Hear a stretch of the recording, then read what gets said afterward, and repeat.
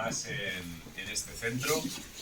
Tengo que dar las gracias también al Ministerio de Cultura del Gobierno de España, que apoya esta actividad. A mí me gustaría que apoyara un poco más y con más recursos, pero bueno, por lo menos algunos recursos pone y esos son los que permiten que algunos autores nos podamos acercar a los lectores que estáis ahora mismo cursando estudios de secundaria y de bachillerato y que bueno, que además pues por hacerlo nos retribuyan mínimamente por nuestro trabajo, ¿no? Yo creo que estamos muy acostumbrados a que todo en la vida cuesta, sin embargo parece que la cultura pues tiene que ser gratuita y que de esto prácticamente no vive nadie y por tanto me tenía que buscar otra profesión para ganarme la vida y para poder pagar la hipoteca y la luz y el agua y esas cosas que hay que pagar, ¿no? Y eso fue lo que me llevó a estudiar Derecho, me llevó a ejercer la abogacía durante unos años. Aprendí mucho durante esos años, viajé por España, viajé por el mundo.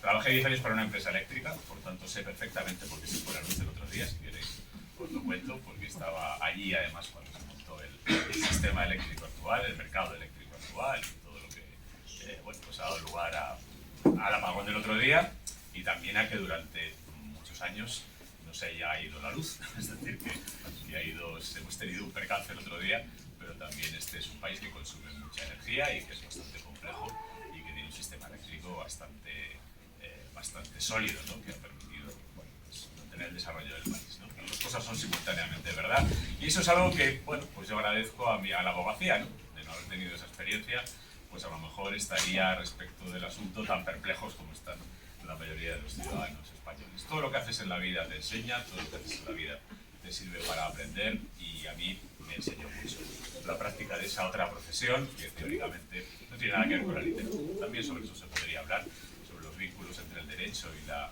literatura y por qué tantos novelistas, tantos autores importantes también han sido simultáneamente o bien juristas o bien licenciados en derecho o incluso abogados en ejercicio.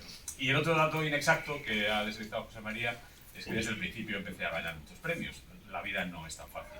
Es verdad que el primer premio al que me presenté con solo 13 años lo gané, pero después me he presentado a muchos premios que no he ganado. Eso también es algo que creo que forma parte de la experiencia no solo de un escritor, sino de cualquier persona, ¿no? Creo que uno de los buenos, de las buenas piezas de tu aprendizaje personal, quizá la mejor pieza de tu aprendizaje personal en la literatura y en otros muchos ámbitos, son tus fracasos. Son las veces que no llegas a la meta, son las veces que no lo consigues, son las veces que no eres el primero, ¿no? Vivimos en una sociedad que está permanentemente atento a los primeros, como si los segundos no existieran, ¿no? Ahora mismo yo no soy muy futbolero, pero bueno, vivo en un país en el que es muy difícil no enterarse, ¿no? Pues ahora mismo el Barça es el centro de todo y el Madrid son una pandilla de fracasados, ¿no? Porque van a quedar segundos en la liga. Bueno, la vida es un poco más complicada que eso, afortunadamente. A mí, por ejemplo, como escritor, me vino muy bien quedar segundo. Me vino muy bien quedar segundo en el premio Nadal. La primera vez que yo me presenté al premio Nadal no lo gané, lo ganó otro. Yo quedé finalista, nada más. Y sin embargo, pues ese libro, que quedó segundo, gracias a quedar segundo, se publicó, me permitió llegar a una buena editorial, me permitió tener por primera vez lectores. El libro tuvo buenas críticas, después se hizo una película, después se hizo una obra de teatro, después se tradujo al ruso, al francés, al inglés y quedando segundo, pues conseguí algo que fue muy importante para mí como escritor, con lo que, bueno, pues también esos no premios que ganas también forman parte de tu camino y son importantes. Como os decía José María, yo voy a intentar dar una pequeña introducción para dar pie a la conversación posterior sobre tres ejes que él mismo ha planteado y que voy a intentar resumir bastante, ¿no? Por un lado, la dedicación a la escritura. Yo me empecé a dedicar a la escritura hace muchos años. Yo soy un inmigrante del siglo pasado, ¿no? Como ha quedado claro por mi fecha de nacimiento. Y empecé a escribir literatura en el siglo pasado. En el siglo pasado la literatura ocupaba un papel seguramente distinto del que ocupa hoy. Cuando yo tenía vuestra edad, pues todavía con vuestra edad, sí, todavía con vuestra edad, en España solo había 2 canales de televisión y además no emitían todo el día. De hecho, no emitían muy poquitas horas, nada más, ¿no? Ya había ordenadores. Yo con vuestra edad ya estaba manejando un Apple II en el instituto. Además, en el instituto había un Apple II, el segundo ordenador de Steve Jobs. Con ese empecé yo con vuestra edad a programar el Basic, el COBOL y todo esto. Pero era una cosa muy rara, era una cosa, había uno para 40, ¿no? Y era algo realmente excepcional. El teléfono móvil no tenía nadie, ¿no? El teléfono móvil yo creo que ni siquiera estaba todavía inventado, se inventó poco después, pero generalizarse pues fue algo muy posterior. En ese contexto, pues de Internet no existía. En ese contexto los libros eran una ventana al mundo. Para los chavales de mi edad, la lectura era una forma de conocer la realidad que iba más allá de tu barrio. Yo vivía en un barrio de Madrid, del sur de Madrid, el mío de José María, por lo que deduzco, pues, Cuatro Vientos, ahí en el distrito de La Latina, en la periferia madrileña, y los libros a mí me permitían ir más allá de ese espacio. Los libros para mí eran pues, una forma de conocer el mundo que estaba extramuros de mi barrio, y era una ventana muy importante. Ahora, pues uno tiene la conciencia, no puede saber cuál es el mundo en el que vives, de que hay muchas más ventanas, y de que la ventana de los libros, que en cierto modo también entonces era minoritaria, pues ahora también es minoritaria. Hay una paradoja quizá, ¿no? En mi tiempo, acceder a los libros no era fácil para todo el mundo. Para que os hagáis una idea, yo vivía en Madrid, en la capital, no de la comunidad, sino del país. Y en mi barrio de Madrid no había biblioteca. Vosotros tenéis aquí una biblioteca pública, que además es una estupenda biblioteca pública. En mi barrio no había biblioteca pública. A mi barrio venía cada 15 días un bibliobús pequeño. Y eso era toda la diversidad de lectura que podíamos. Ahora, para mí los libros siguen siendo una ventana a la diversidad del mundo con un valor añadido, que es algo que tiene que ver con cómo funcionan otros medios alternativos por los que podemos asomar al mundo. Hay algo en lo que no sé si habéis pensado, ¿no? Que es que cuando tú conectas, por ejemplo, tu televisor y pongamos que tus padres pagan todas las suscripciones y demás, ¿no? Y tienes todo, tienes Amazon, tienes Netflix, tienes Apple TV, y dices, ¡oh, Dios mío, qué barbaridad! O sea, tengo un océano de historias por navegar, ¿no? O cuando incluso entras en Internet, ¿no? Que metes en una red social, da igual la que sea, TikTok, Instagram, X, antes llamado Twitter, la que sea, ¿no? Qué océano de cosas, ¿no? Qué espacio tan enorme de libertad. No sé si os habéis dado cuenta de que todas esas ventanas, aunque, bueno, no nos lo hagan sentir mucho, todas tienen dueño. Todas tienen dueño, y algunas tienen un dueño, que es un señor. Un señor al que le interesa fundamentalmente ¿qué? Ganar dinero. No está para hacernos un favor, no está para ayudarnos, no está para ofrecernos un cauce para nuestra libertad de expresión, no está para instruirnos, no está para divertirnos. A él lo que le importa es, al final de año, cuántos miles de millones de dólares ha crecido su fortuna. Eso es lo que le importa. Bueno, pues al final, todas esas ventanas que tienen dueño, lo que acaban contándonos son las historias que le interesan al dueño de la banca. Y solo esas. Y hay muchas que no se cuentan.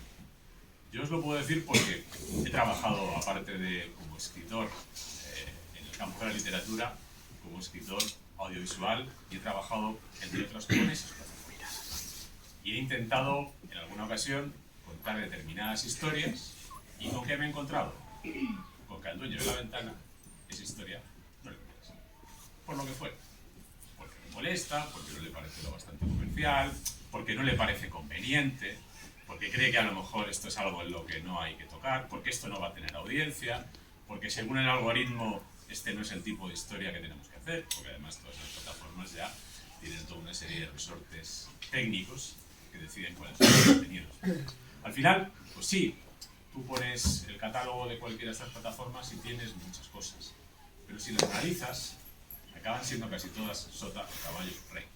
Son tres cosas, tres tipos de historias. Por comedias más o menos amables, historias más o menos terroríficas y apocalípticas, películas románticas, películas policíacas casi siempre hechas por el mismo patrón, y luego el rollo de los superhéroes y demás, que es casi inagotable y que hay cientos de millones de historias.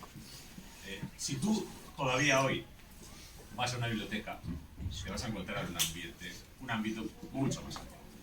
Yo os lo puedo decir por experiencia personal. Las cosas que a mí no me han querido financiar para convertirlas en historia audiovisual, pues no tengo ningún problema porque lo sé contar. Y muchas de las cosas que a través de esas ventanas no nos cuentan, las siguen contando. Y sobre todo para mí hay algo que todavía tiene más importancia, que es que si a ti te interesa de verdad una historia y te interesa ahondar en algo con verdadera profundidad, donde realmente sigue estando eso, es mi obra. Donde realmente está el conocimiento, donde realmente está no la mirada frenética, la mirada superficial sobre muchas cosas. Sí, es verdad que ahora mismo con un teléfono podemos acceder a todo casi instantáneamente, pero sobre cuántas cosas nos permite cualquiera de esas ventanas tener un conocimiento profundo que nos lleve a entender de verdad las cosas, los fenómenos, los comportamientos humanos, los fenómenos históricos, los movimientos estratégicos, el apagón de hace 10 días. ¿Cuánta información de contenido, de verdadero conocimiento encontramos aquí? Bastante poco. Yo creo que si algún valor sigue teniendo la literatura es precisamente ofrecer ese espacio, y ofrecer ese espacio a veces como alternativa. Yo incluso me pasa a mí, me pasa a más gente que conozco, y es una cosa que os recomiendo personalmente que hagáis de vez en cuando. Cuando uno a veces prueba a estar incluso un día desconectado y dedica ese día a profundizar realmente en algo, pues si tiene la suerte de encontrar un buen libro, tirarse 8, 9, 10 horas leyendo un buen libro, sin prisas, sin estar pendiente del plim, plim, plim, plim de los avisos que te va dando el teléfono, te das cuenta de que esa experiencia tiene otra entidad. Sobre todo te das cuenta de que esa experiencia deja en ti un pozo que no deja todo ese torbellino de luces vertiginosas en el que estamos sumidos todos, no solo vosotros, también los que somos mayores, porque aunque vengamos del siglo pasado, al final hemos aterrizado en este, y esta es nuestra realidad también, exactamente igual que la vuestra. Bueno, pues esa es mi visión de mi oficio. Mi oficio es tratar de buscar historias de las que no se están contando a través de esas ventanas para contarlas a través de mi libro.